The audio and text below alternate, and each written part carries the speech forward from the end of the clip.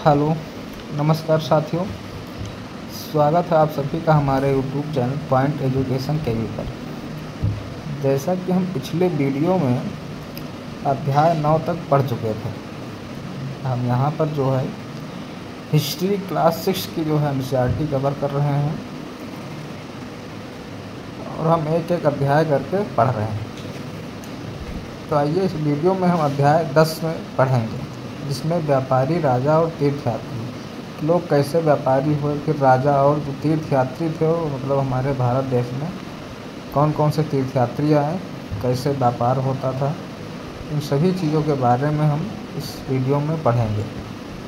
तो आइए सबसे पहले यहाँ से शुरू करते हैं ब्लॉग से।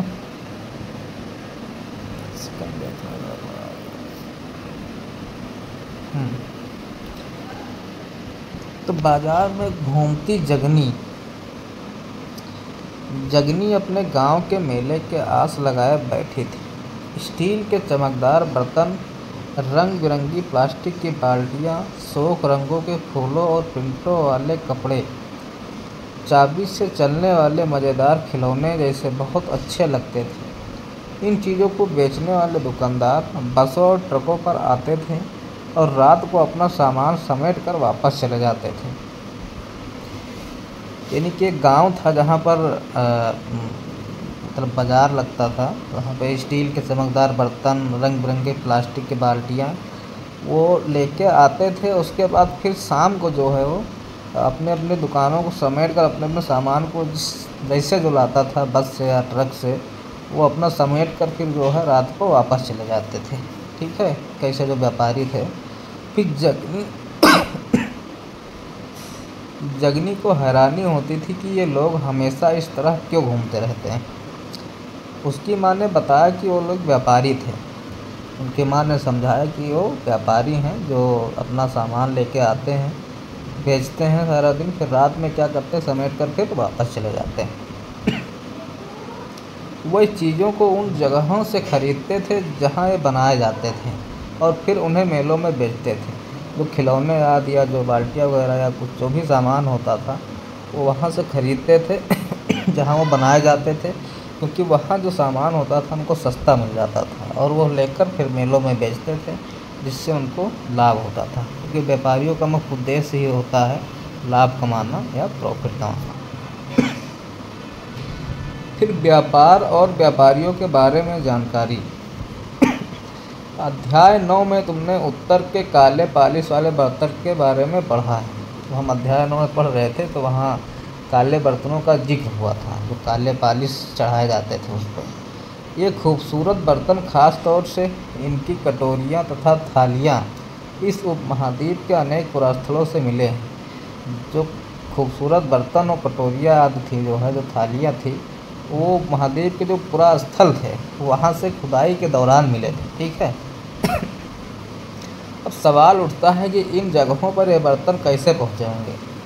मन में सवाल ये उठता है कि ये जो बर्तन हमको मिले हैं वो कैसे पहुँचे होंगे। ऐसा अनुमान लगाया जाता है कि जहाँ जहाँ ये बनते थे वहाँ से व्यापारी इन्हें ले जाकर अलग अलग जगहों पर बेचते थे। यानी कि जो बर्तन होते थे उनको व्यापारी लोग जहाँ बनते थे बर्तन वहाँ से उसको ख़रीदते थे और जगह जगह ले जाके, जो व्यापारियों का काम ही होता था कि एक जगह से दूसरी जगह जाके फिर उसको बेचना।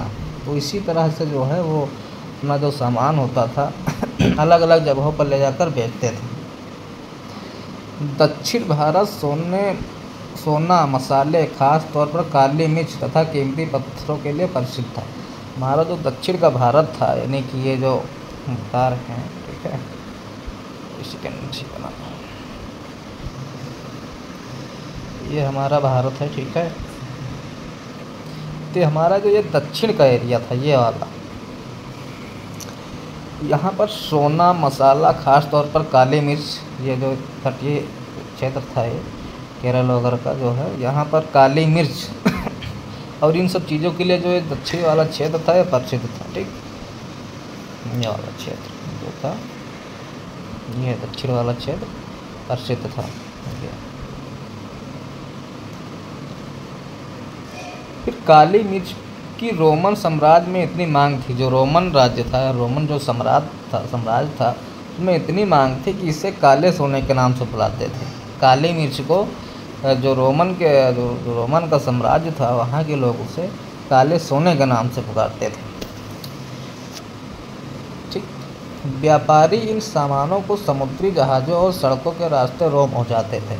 जो व्यापारी होते थे इन सामान को इस तरह से पहुँचाते थे वहाँ, तो जैसे पहले जहाज़ होते थे, समुद्री जहाज़, क्योंकि जल ही का रास्ता होता था, तो जल के जो रास्ता होता था, सागरीय रास्ते होते थे, उन्हीं के माध्यम से वो जो है जहाज़ों पर इन सब चीज़ों को लाद कर फिर जो है रोम पहुंचाते थे। ठीक।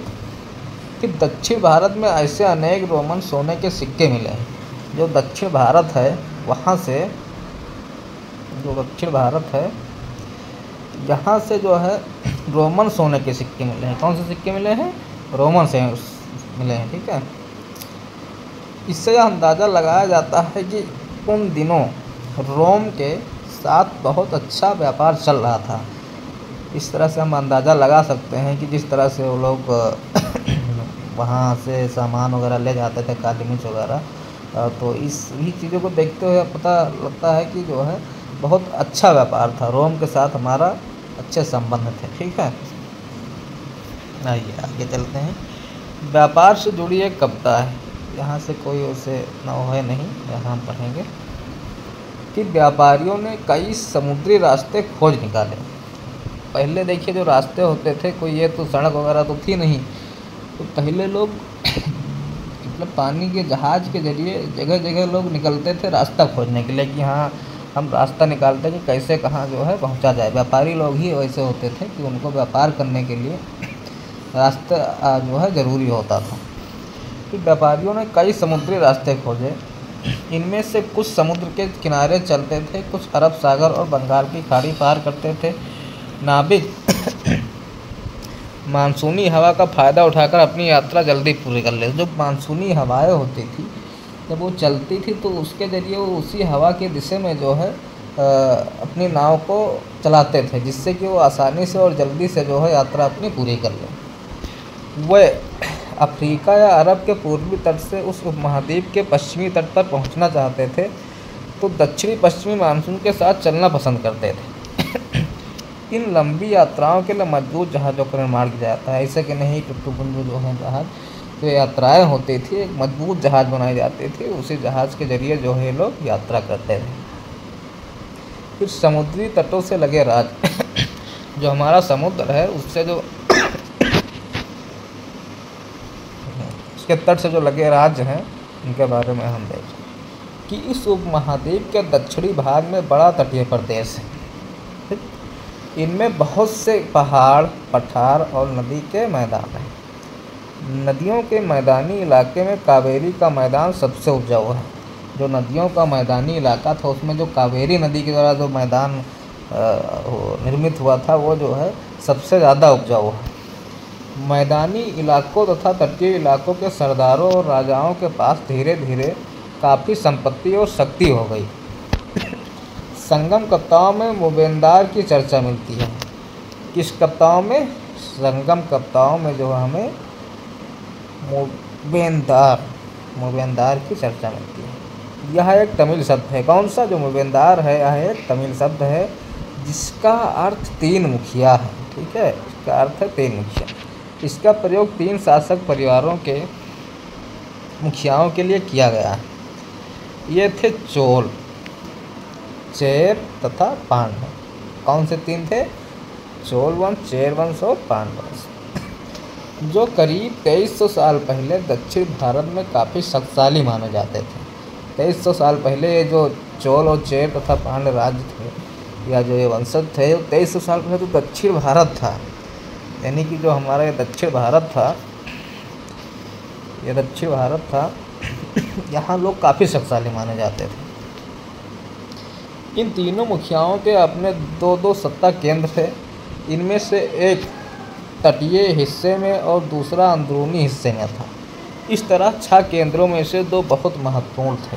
कौन से? एक चोल का पत्तन पुहार या कावेरी पट्टनम, दूसरा पांड्यों की राजधानी मदुरै। ये मुखिया लोगों से नियमित कर के बजाय उपहारों की मांग करते थे।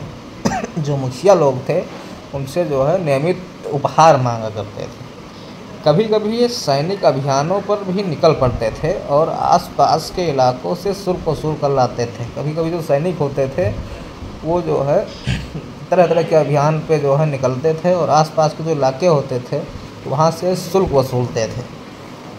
फिर इनमें से कुछ धन वह अपने पास रख लेते थे। जो वसूलते थे उनमें से जो कुछ धन होता था वो अपने पास रख लेते थे। बाकी अपने समर्थकों, नाते, रिश्तेदारों, सिपाहियों तथा कवियों के बीच बांट देते थे। कुछ जो हिस्सा होता था अपने पास रख लेते थे और जो कुछ शुल्क या कुछ पैसे जो होते थे वो समर्थक और नेता, रिश्तेदारों को, सिपाहियों के बीच बांट देते थे। अनेक संगम कविताओं ने उन मुखियाओं की प्रशंसा में कविताएं लिखी हैं जो उन्हें कीमती जवाहरात, सोने, घोड़े, हाथी, रथ या सुंदर कपड़े दिया करते थे। ठीक, इसके लगभग 200 वर्षों के बाद पश्चिम भारत में सातवाहन नामक राजवंश का प्रभाव बढ़ गया।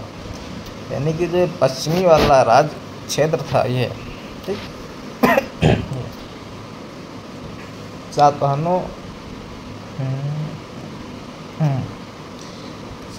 नामक राजवंश का प्रभाव बढ़ गया। सातवाहन का सबसे प्रमुख राजा गौतमीपुत्र श्री सातकर्णी था। जो सातवाहन वंश था उसका जो सबसे प्रमुख राजा था वह गौतमीपुत्र श्री सातकर्णी था। इसके बारे में हमें उसकी माँ गौतमी बलश्री के एक अभिलेख से पता चलता है। वह और अन्य सभी सातवाहन शासक दक्षिणापथ के स्वामी कहे जाते थे। दक्षिणापथ का शाब्दिक अर्थ दक्षिण की ओर जाने वाला रास्ता होता है। पूरे दक्षिण क्षेत्र के लिए भी यही नाम प्रचलित था। श्री सातकर्णी ने पूर्वी, पश्चिमी तथा दक्षिणी तटों पर अपनी सेनाएं भेजी। फिर रेशम मार्ग की कहानी, जो रेशमी मार्ग होता था उसकी यहाँ कहानी देखते हैं कि कीमती चमकीले रंग और चिकनी मुलायम बनावट की वजह से रेशमी कपड़े अधिकांश समाज में बहुमूल्य माने जाते हैं। जो रेशमी कपड़े होते थे वो बहुत बहुमूल्य माने जाते थे। रेशमी कपड़ा तैयार करना एक जटिल प्रक्रिया। रेशम के कीड़े से कच्चा रेशम निकालकर जो रेशम बनाया जाता है उसके लिए रेशमी कीड़े आते हैं। फिर रेशम के कीड़े से कच्चा रेशम निकालकर सूत कताई होती है, ठीक, और फिर उससे कपड़ा बुना जाता है। रेशम बनाने की तकनीक का आविष्कार सबसे पहले चीन में, जो रेशम था उसका जो बनाने का तकनीकी थी उसका आविष्कार सबसे पहले चीन में करीब 7000 साल पहले हुआ था। रेशम बनाने की तकनीक थी कहाँ हुआ था? चीन में हुआ था इसका आविष्कार, वो भी कब? 7000 वर्ष पहले। इस तकनीक को उन्होंने हज़ारों साल तक बाकी दुनिया से छुपाया रखा। हज़ारों साल तक जो तकनीकी थी इसको लोगों ने, इस टेक्नोलॉजी को छुपाया रखा था। पर चीन से पैदल, घोड़ों या ऊँटों पर कुछ लोग दूर दूर की जगहों पर आ जाते थे और अपने साथ रेशमी कपड़े भी ले जाते थे। यानी कि व्यापारी जो लोग थे वो दूर दूर से यहाँ आ जाते थे और जो रेशमी कपड़े होते थे वो अपने साथ जो है बेचने के लिए ले जाते थे। जिस रास्ते से लोग यात्रा करते थे वह रेशम मार्ग के नाम से प्रसिद्ध है। यानी कि ये जो यात्री या व्यापारी थे वो जिस रास्ते से जो है अपनी जो यात्रा करते थे वही जो है मार्ग जो है रेशम मार्ग से प्रसिद्ध हो गया, क्योंकि वो रेशम से बने कपड़ों को ले जाते थे, यानी रेशम का व्यापार करते थे जिस रास्ते से, इसीलिए उसका नाम क्या हुआ? रेशम मार्ग, यानी सिल्क रूट। कभी कभी चीन के शासक ईरान और पश्चिमी एशिया के शासकों को उपहार के तौर पर रेशमी कपड़े भेजते थे। जो चीन के शासक होते थे वो ईरान और पश्चिमी एशिया के जो शासक होते थे उनके लिए क्या भेजते थे? रेशमी कपड़े उपहार के तौर पे। यहाँ से रेशम के बारे में जानकारी और भी पश्चिम की ओर फैल गई। कहाँ फैल गई? पश्चिम की ओर। करीब 2000 साल पहले रोम के शासकों और धनी लोग के बीच रेशमी कपड़े पहनने का एक फैशन बन गया। मतलब 2000 से पहले जो रोम था वहाँ के लोगों में जो है यह फैशन बन गया कि रेशमी कपड़ा जो है पहना जाए। इसकी कीमत बहुत ही ज़्यादा होती थी क्योंकि चीन से इसे लाने में दुर्गम पहाड़ी और रेगिस्तानी रास्तों से होकर जाना पड़ता था। जाहिर सी बात है अगर कोई चीज़ हम दूर से लाएंगे तो वो महंगा तो ज़रूर होगा। यही नहीं, रास्ते के आसपास रहने वाले लोग व्यापारियों से यात्रा शुल्क भी मांगते थे। यानी मान के चलिए जैसे जो व्यापारी होते थे जिस रास्ते से आते थे तो रास्ते के जो आसपास वाले लोग रहते थे वो व्यापारियों से क्या मांगते थे? यात्रा शुल्क, यानी कि यात्रा शुल्क लगती थी। तो ऑटोमेटिक जो है चीज़ें महंगी होंगी। इसमें सिल्क रूट तथा उसकी शाखाओं को दिखाया गया है। कुछ शासक इसके बड़े बड़े हिस्सों पर अपना नियंत्रण करना चाहते थे, क्योंकि इस रास्ते पर यात्रा कर रहे व्यापारियों से उन्हें कर, शुल्क तथा तोहफों के जरिए लाभ मिलता था। इसके बदले शासक इन व्यापारियों को अपने राज्यों से गुजरते वक्त लुटेरों के आक्रमण से सुरक्षा देते थे। इस सिल्क रूट पर नियंत्रण रखने वाले शासकों में सबसे प्रसिद्ध कुषाण थे। यानी जो सिल्क रूट यानी रेशम मार्ग जो था, उस पर जो नियंत्रण होता था वो सबसे ज़्यादा किन शासकों का होता था? कुषाण शासकों का होता था। करीब 2000 साल पहले मध्य एशिया तथा पश्चिमोत्तर भारत पर इनका शासन था। कहाँ कहाँ शासन था इनका? मध्य एशिया और पश्चिमोत्तर भारत पर। पेशावर और मथुरा इनके दो मुख्य शक्तिशाली केंद्र थे। जो पेशावर का एरिया था और जो मथुरा था, ये कुषाणों के मुख्य शक्तिशाली केंद्र थे। तक्षशिला भी इनके ही राज्य का हिस्सा था। जो तक्षशिला था वो भी इन्हीं के राज्य का हिस्सा था। इनके शासनकाल में ही सिल्क रूट की एक शाखा मध्य एशिया से होकर सिंध नदी के मुहाने के पत्तनों तक जाती थी। जिनका शासनकाल था, इन्हीं के शासनकाल में जो रेशम मार्ग था वो मध्य एशिया से होकर सिंध नदी के मुहाने के पत्तनों तक पहुँच जाती थी। फिर यहाँ से जहाज़ों द्वारा रेशम पश्चिमी की ओर रोमान साम्राज्य तक पहुँचता था। फिर जो है वहाँ से जहाज़ पर ये माल लाद कर फिर जो है पश्चिम की ओर रोमान साम्राज्य पहुँचता था। इस उपमहाद्वीप में सबसे पहले सोने के सिक्के जारी करने वाले शासकों में कुषाण थे। क्वेश्चन आ जाता है कि सोने के सिक्के सर्वप्रथम किसके शासनकाल में हुआ? तो कुषाणों के। कुषाण जो शासक थे उन्होंने सबसे पहले सोने के सिक्के जारी किए। सिल्क रूट यानी कि रेशम मार्ग पर यात्रा करने वाले व्यापारी इनका उपयोग किया करते थे। जो सिल्क रूट पे यात्रा करते थे और जो यात्री होते थे वो इन सिक्कों का इस्तेमाल किया करते थे। फिर आएगा बौद्ध धर्म का प्रसार। जैसे कि आपने पिछली क्लास में पढ़ा था कि जो अशोक सम्राट था, जब कलिंग का युद्ध हुआ तो कलिंग के युद्ध में खून खराबा देखकर वो बिल्कुल विक्षुब्ध हो गया था और उसने क्या किया कि वहीं प्रण ठान लिया कि आज से हम ये जो है युद्ध नहीं करेंगे। और वो कहीं ना कहीं बौद्ध धर्म से जो है प्रभावित था, इसीलिए वो बौद्ध के लिए कई सारे अभिलेख फिर उसमें कई सारे जड़वाएँ जो है, तो वही हम यहाँ बौद्ध धर्म का प्रसार के बारे में पढ़ेंगे। कि कुषाणों का सबसे प्रसिद्ध राजा कनिष्क था। उसने करीब 1900 साल पहले शासन किया। उसने एक बौद्ध परिषद का गठन किया। किसने? कनिष्क राजा ने, जिसमें एकत्र होकर विद्वान महत्वपूर्ण विषयों पर विचार विमर्श करते थे। बुद्ध की जीवनी बुद्धचरित्र के रचनाकार कवि अश्वघोष कनिष्क के दरबार में रहते थे। अश्वघोष तथा अन्य बौद्ध विद्वानों ने अब संस्कृत में लिखना शुरू कर दिया था।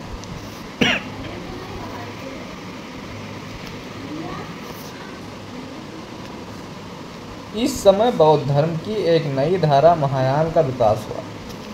इसकी दो मुख्य विशेषताएं थी। पहले मूर्तियों में बुद्ध की उपस्थिति सिर्फ कुछ संकेतों के माध्यम से दर्शाई जाती थी। जो पहले बुद्ध की मूर्ति थी वो कुछ संकेतों के हिसाब से दर्शाई जाती थी। फिर मिसाल के तौर पर उनकी निर्वाण प्राप्ति को पीपल के पेड़ के मूर्ति द्वारा दर्शाया जाता था। पर अब बुद्ध की प्रतिमाएं बनाई जाने लगी। अब जो है बुद्ध की धीरे धीरे प्रतिमाएं बनने लग गई। इनमें से अधिकांश मथुरा में तो कुछ तक्षशिला में बनाई जाने लगी। कुछ मूर्तियाँ मथुरा में बनाई जाने लगी और कुछ मूर्तियाँ जो है तक्षशिला में बनाई जाने लगी। दूसरा परिवर्तन बोधिसत्व में आस्था को लेकर आया। बोधिसत्व उन्हें कहते हैं जो ज्ञान प्राप्ति के बाद एकांतवास करते हुए ध्यान साधना कर सकते थे। जो बोधिसत्व होते हैं किसे कहते हैं? जो एकांतवास करते हुए ध्यान साधना कर सकें। लेकिन ऐसा करने के बजाय वो लोगों को शिक्षा देने और मदद करने के लिए सांसारिक परिवेश में ही रहना ठीक समझने लगे। धीरे धीरे बोधिसत्व की पूजा काफ़ी लोकप्रिय हो गई और पूरे मध्य एशिया, चीन और बाद में कोरिया तथा जापान तक भी फैल गई। जो बौद्ध धर्म था वो धीरे धीरे मध्य एशिया होते हुए चीन और बाद में फिर कोरिया, जापान आदि देशों में फैल गई। बौद्ध धर्म का प्रसार पश्चिमी और दक्षिणी भारत में हुआ। यानी कि जो हमारे भारत का पश्चिमी क्षेत्र था और जो दक्षिणी क्षेत्र था वहाँ बौद्ध धर्म का प्रचार प्रसार हुआ। जहाँ बौद्ध भिक्षुओं के रहने के लिए पहाड़ों में दर्जनों गुफाएं खोदी गई। जो बौद्ध भिक्षु थे उनको रहने के लिए अनेक प्रकार की गुफाएं बनाई गई यानी खोदी गई। इनमें से कुछ गुफाएं राजा और रानियों के आदेश पर बनाई गईं, तो कुछ व्यापारियों तथा कृषकों द्वारा। इनमें से ज़्यादातर गुफाएं पश्चिमी घाट के दर्रों के पास बनाई गई थीं। दक्कन के शहरों और तटों के समृद्ध बंदरगाह और इन्हें जोड़ने वाली सड़कें भी इन्हीं दर्रों से होकर गुजरती थीं। ऐसा लगता है कि यात्रा करने वाले व्यापारी इन गुफाओं वाले मठों में विश्राम के लिए रुकते थे। बौद्ध धर्म दक्षिण पूरब की ओर श्रीलंका, जो हमारा बौद्ध धर्म था वो दक्षिण पूरब की ओर श्रीलंका में, फिर म्यांमार, फिर थाईलैंड तथा इंडोनेशिया सहित दक्षिण पूरब एशिया के अन्य भागों में फैला। जो बौद्ध धर्म था वो श्रीलंका, म्यांमार, थाईलैंड और इंडोनेशिया सहित जो दक्षिणी पूर्वी एशिया था उनके अन्य भागों में भी जो है फैला। यहाँ आप एक मूर्ति देख सकते हैं, ये मथुरा में बनी बुद्ध की एक मूर्ति की चित्र है, और जो दाहिने बनी है वो तक्षशिला में।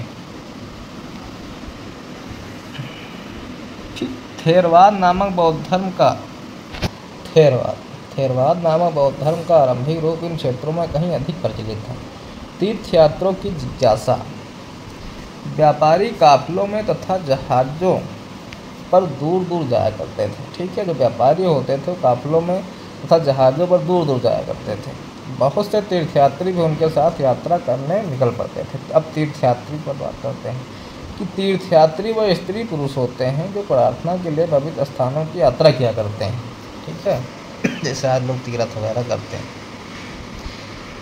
इसी तरह भारत की यात्रा पर आया चीनी बौद्ध तीर्थयात्री फासियान काफ़ी प्रसिद्ध है। ठीक है, वह करीब 1600 साल पहले आया। जो चीनी बौद्ध तीर्थयात्री था फासियान, वो 1600 साल पहले आया। स्वान 1400 साल पहले भारत आया और उसके करीब 50 साल बाद इसिंग आया। ठीक, वह सब बुद्ध के जीवन से जुड़ी जगहों और प्रसिद्ध मठों को देखने के लिए भारत आए थे।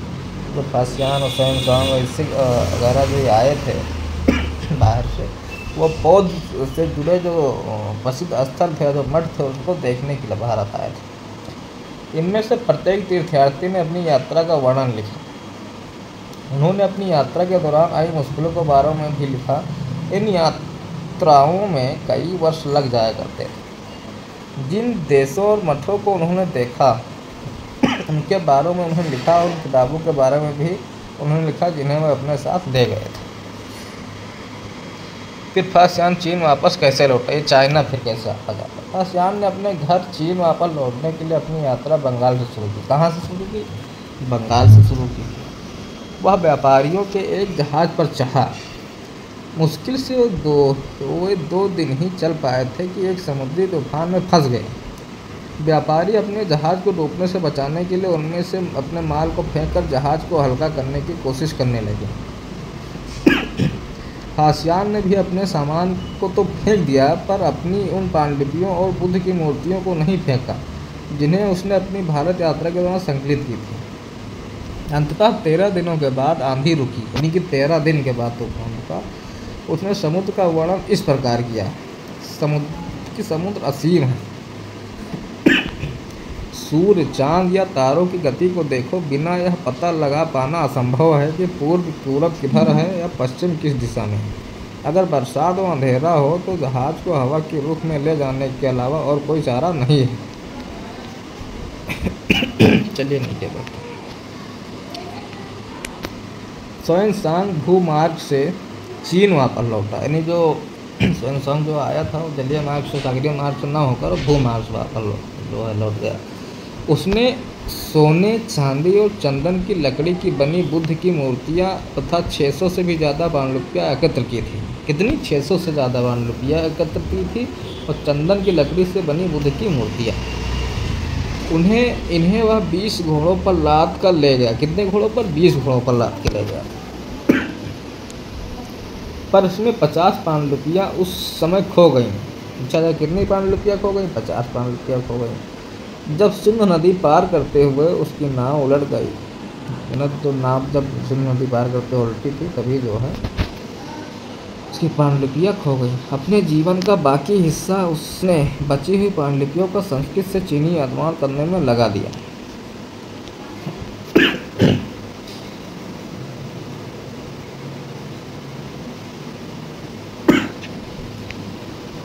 फिर नालंदा।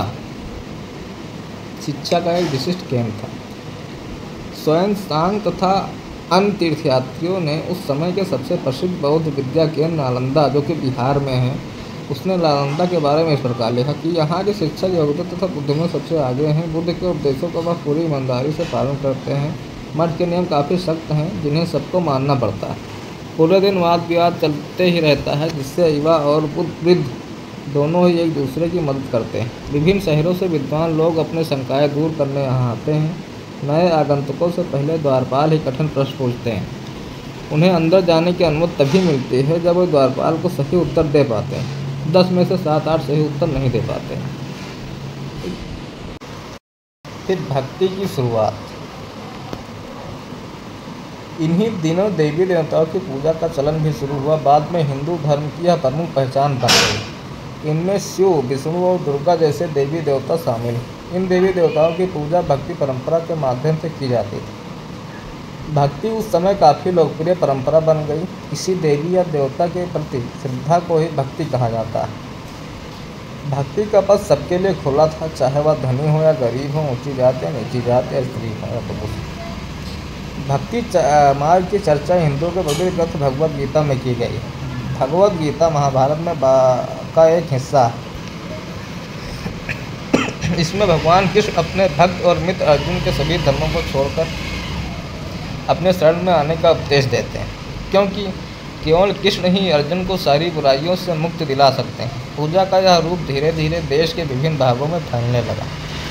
भक्ति मार्ग अपनाने वाले लोग आडंबर के साथ पूजा पाठ करने के बजाय ईश्वर के प्रति लगन और व्यक्तिगत पूजा पर जोर देते थे।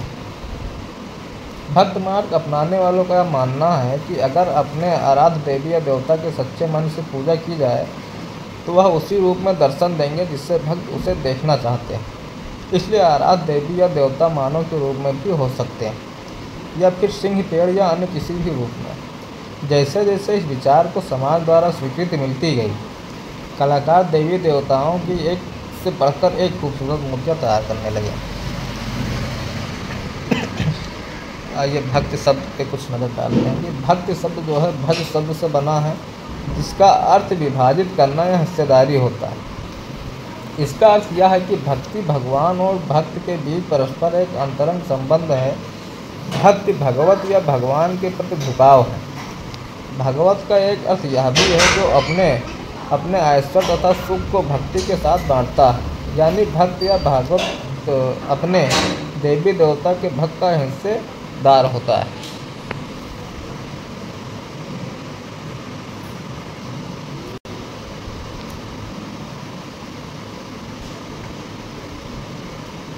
कि देवी देवताओं का विशेष सम्मान होता है, इसलिए विशेष जगहों पर ही इनकी मूर्तियों को रखा जाता था।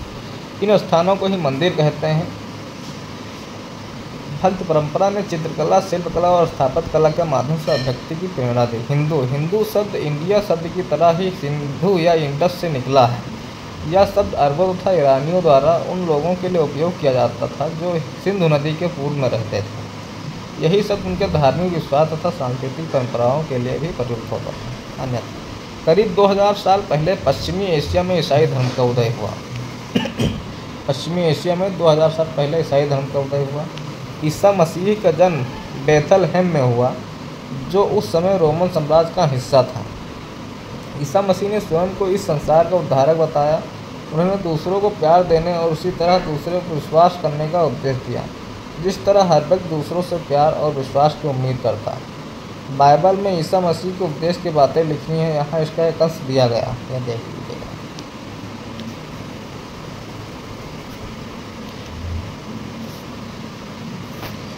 चलिए, हमने चैप्टर 10 कंप्लीट कर लिया है यहाँ पर, ठीक है। अब अगली वीडियो में हम चैप्टर 11 पढ़ेंगे। तो अभी के लिए बस इतना ही। अगली वीडियो में हम अध्याय 11 के साथ मिलेंगे। साथियों, अगर वीडियो अच्छी लग रही हो, कुछ अगर यूज़फुल लग रही हो तो प्लीज़ सब्सक्राइब करिए और लाइक करिए, ज़्यादा से ज़्यादा शेयर करिए। और इसी के साथ हम यहाँ क्लास करते हैं। फिर मिलेंगे साथियों अगले वीडियो में। तब तक के लिए धन्यवाद।